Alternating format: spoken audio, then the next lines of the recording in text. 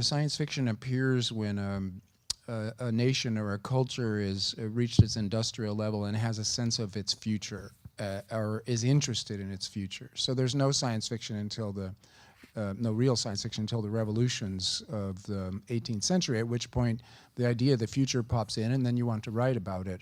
But you see science fiction in the industrial West, so United States and Europe, Western Europe, and then a good counterexample is in Latin America. What you get is magical realism, because in Latin America, the feeling of history is that bizarre things are happening inexplicably to us, and science is going on somewhere else and being imposed on us in an imperial way. So magical realism was native to Latin America, and at the same time science fiction was going on in North America and Europe. And if you see someone write a magical realist novel set in New York, it's actually quite a bad novel.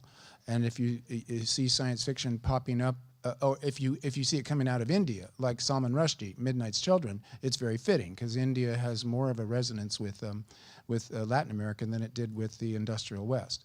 So, but now what you're seeing is science fiction coming out of China. And because China has had an idea of its future ever since the Great Revolutions 100 years ago, there has always been a steady stream of Chinese science fiction.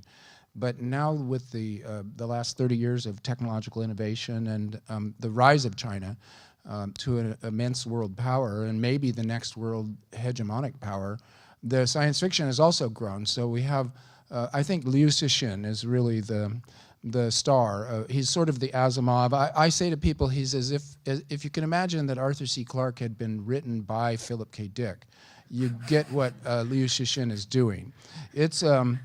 It's peculiar, it's surrealistic, it's metaphorical, it's really inventive, and it's also his most famous novel, which also won the Hugo Award, first time that the novel had been won by a translated work, the Novel Award.